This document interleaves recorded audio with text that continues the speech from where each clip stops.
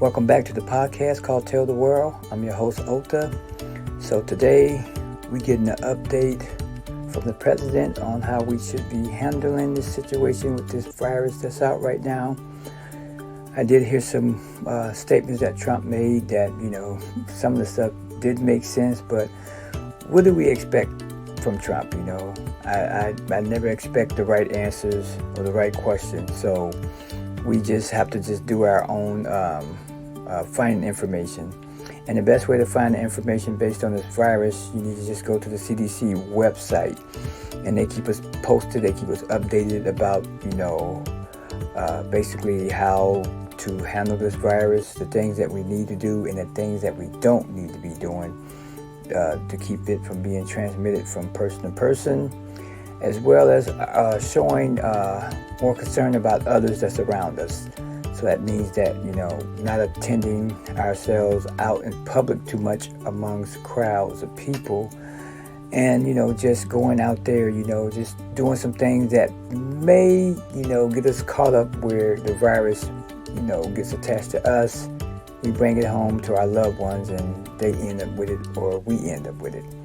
So we just have to just follow the guidelines and we go by their information. We're not going to go by Trump information because, Trump, just says anything. Now, he did say, don't worry that this is going to move real fast. It's going to be fast. I mean, it's like, he almost knows how this virus is going to move. I don't think Trump understands this, how, the epidemic of it, how fast it's traveling and how it's being caught with people who are getting these illnesses right now. And most so is more vulnerable to older people. So I don't expect him to know everything about this virus. I mean, he may know some things, but I think when he gets in front of that camera and on that microphone, I believe he just still gets caught up in his debating moments where he still wants to, just say something that's stupid. But he did also say that we should, be stocking up on so much food. We should do our normal buying groceries. I'm pretty sure that's what people are trying to do. I mean, unfortunately, there are people who are buying more food. I mean, did you ever think it would be that way? It's like watching a fucking movie, man. It's like watching a movie where you walk into a store and there's no food. There was no bread. There was no onions. There was no vegetable. It was nothing. Everything empty. So that tells you more about how we are eating, because most of us go to restaurants. Some of us do cook, but a lot of us go to restaurants. But it just speaks to the volume about, with this virus that's going on right now, with it, how it's got people thinking. People are, thinking, we're going to be locked down. I did get some information from a source about New York. Now, I believe the information I was getting that they may end up getting a lockdown. Their lockdown may be soon, where people may have to be in by 5. It's getting that bad there in New York. So you have to understand that New York is very diverse with all nationalities. I'm not blaming them for this virus, but I'm just saying that people in New York do a lot of traveling, international traveling in and out. A lot of companies, they have to spend money, so they send workers to these meetings. And sometimes these meetings just don't matter. Some of these meetings are just bullshit meetings. They have to spend money, so it doesn't look too bad on their taxes. So, but all the traveling back and forth sometimes with the virus coming from China, which was the origin of it, they're figuring, what I'm trying to figure out is, how did all that traveling from China get all of this spread around to the States? It's just weird there. And I know some people out there who love biology may say, well, it's a virus, it attaches here, it attaches there.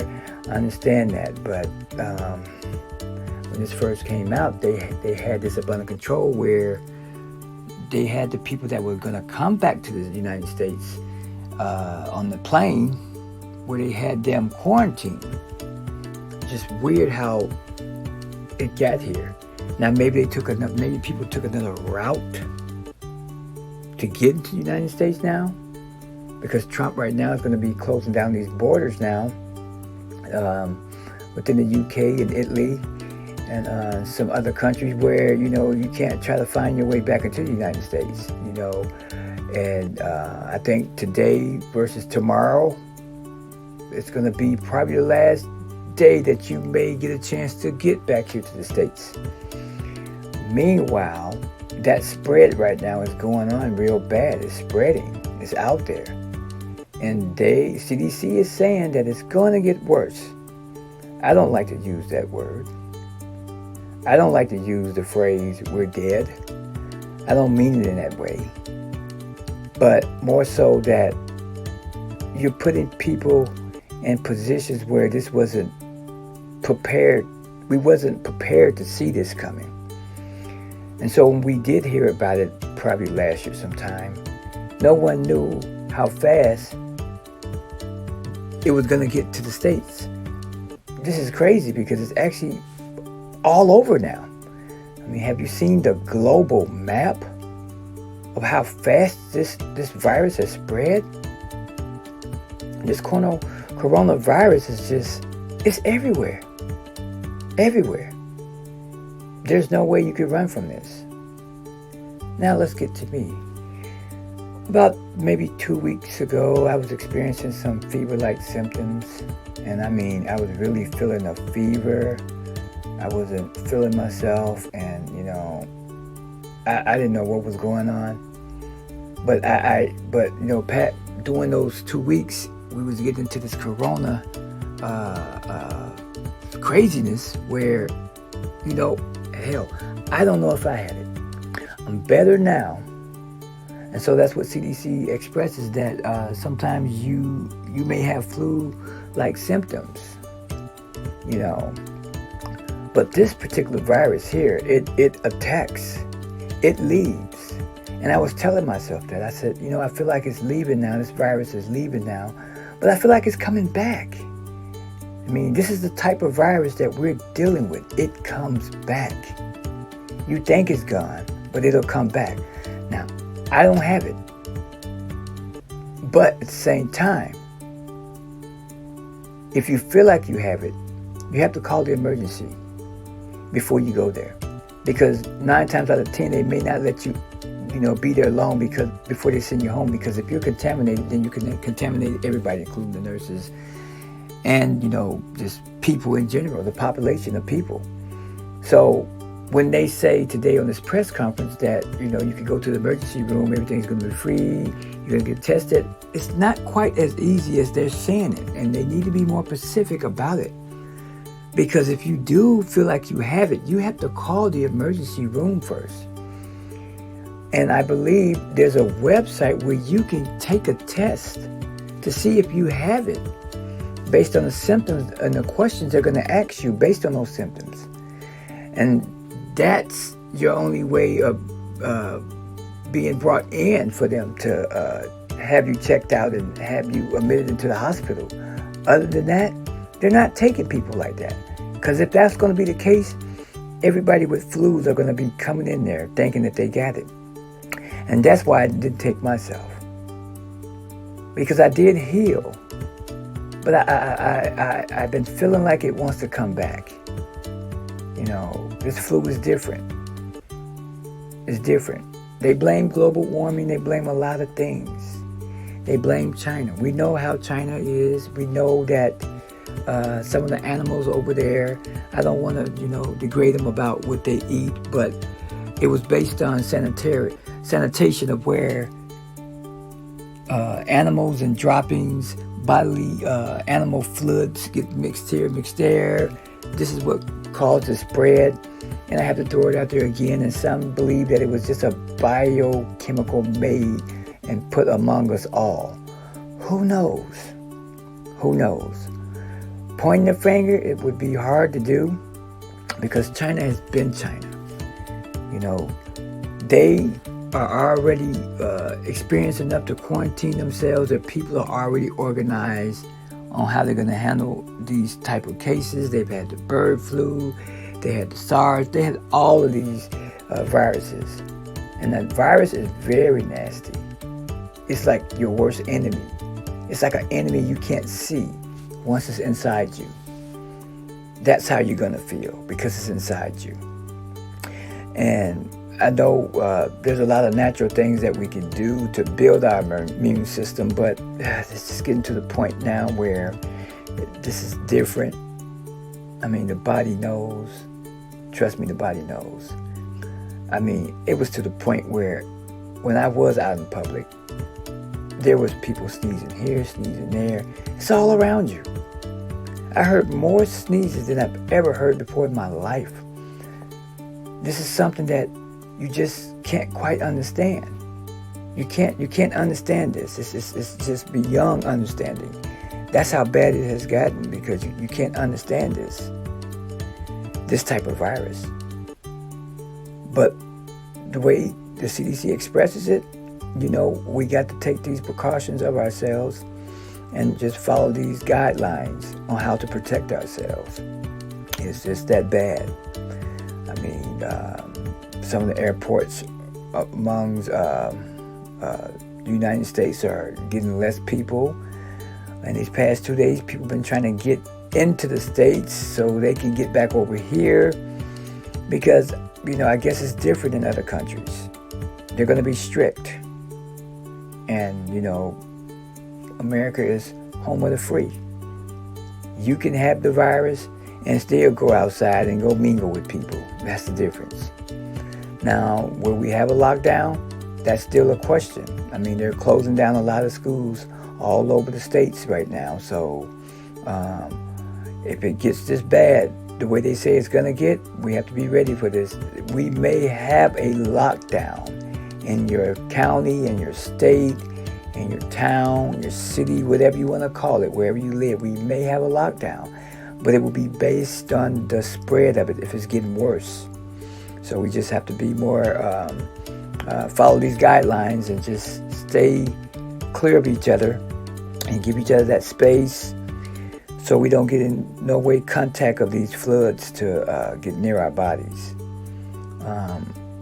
I think right now, conspiracies right now wouldn't do no good right now, because this is affecting everybody. And this is not a conspiracy show tonight. This is something that that we're all going to have to deal with.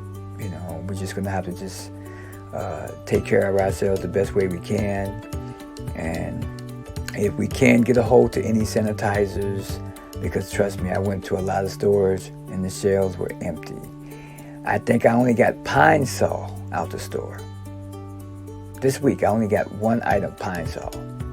That was the only thing left. Because you were wasting more gas trying to go to other places, because people have already hit these other places. So, is there a need for panic? I don't know. I just don't know. I just think that we just need to just do the things they're asking us to do, and just, you know, keep clear of people so we don't bring that home to anybody that we care about, and just be more visual about, you know, not touching our faces and our eyes. If you don't have sanitizer, that's okay, because they were saying that soap would be the next option. And I remember hearing this growing up. Wash your hands with soap. Soap is always important for your hands. So soap is just as good as a sanitizer, so that would actually help as well. So if you don't have any sanitizer and you're out in public, bring yourself a bar of soap just in case, because you just never know. You never know. And I mean, gloves and touching doors. I think we just got to just, you know, just make sure we just keep our hands washed, and matter of fact, coming inside your home, I'm going to go in a little out of bound details. If you're not too sure about your shoes, hopefully you got alcohol have a spray bottle at your door, spray the bottle on your shoes, and that kills germs just as quick as any sanitizer or any sprays. Because right now, Trump and them are saying that we're not going to run out of food, that there's plenty for everybody. But it's hard to say that when you live in big cities, small cities, and people are coming to get everything. You know, some people have to work, so they don't have time to get off work and go there. By the time they get there, everything is just off the shelf. So if you got someone that could do any shopping for you, hopefully they can get some things that you need. Don't panic. We're not going to starve. I think right now we're just going to have to deal with some heavy months right now until this kind of breaks a little bit. I hope it doesn't, become like how China had to deal with it versus the way Italy is dealing with it right now. But hopefully, United States over here, we can get that up under control. I mean, I don't understand our government. This been going on since last year with this virus, and they say that we need all of these items and stuff. But we should be way prepared. We should be way ahead of this. When it comes to viruses and stuff like this, these type of pathogens, we should be prepared for this. I'm not saying that we're not, but an epidemic of this stuff spreading, we have to be prepared. I mean, we're not quite prepared. So right now, you got to understand why people are fending for themselves right now, getting things. I mean, the government, they just didn't prepare us right for this. And these are the people that, we vote for, and this is what we have to deal with, is the way the government is doing things. And they wait so late for this. I wouldn't be surprised, because they were trying to make sure that Donald Trump didn't have it, and he did get tested and he was negative. I wouldn't be surprised if Trump has already had the antidote. I'm not saying that they already got it, but you just never know. You never know. You have to look at all your leaders. You have to look at all your presidents, your dictators, and whoever you want to call it that run these countries. If they're not getting sick, it just makes you think. It just makes you think. And so we're out here trying to defend ourselves, and that's all we got right now. A lot of people don't believe in this flu shot. I don't believe in it myself, but for others that need to take it, take the shot if you need it. Don't take it because other folks said that their belief on why they don't want to take it. But at the same time, there's older people out there, and it's to the point now where they're picking and choosing who to save. So when you do call the emergency room, and if you feel like you have the symptoms of this virus, and they do ask you questions, there's a survey before you can go through that process to even come to the hospital. It may be different in states. That if they feel like it's just the flu symptoms to you, you can stay home, because they want to save much as some of these kits that they need to have to test other people that may have it. Because a lot of people may not have it. A lot of people may just have basic flus. I mean, maybe I just had the basic flu. But I tell you, this was the worst flu I ever had. It just felt different. Just be careful out there. And remember, I said that, I'm over the pain of it, the fever of it. But, by it being gone, it always seems like it wants to come, and then it goes away. It seems like it wants to come back. And that's what that virus out there is doing. This is how it's reacting. It's just something different about this virus. So just be more careful with yourself and just stay clear of people. And we don't want to take any chances. And, like I say, you may have it, you may not have it. They say that they're taking everybody in, but they also put other things involved with accepting people to come get checked out for free, because they are still picking and choosing who to save. And so I'm believing they're saying it like this. If you're young and you have it, your immune system probably can deal with it for maybe a couple of weeks. It'll leave. If you're older, they may take you in because they're picking and choosing. Now, I could be reversing this. I can reverse it. They may just take the young and may not want to deal with the old because they feel like they don't have long to live anyway, especially if they have any health issues going on. Now, this is sick saying that.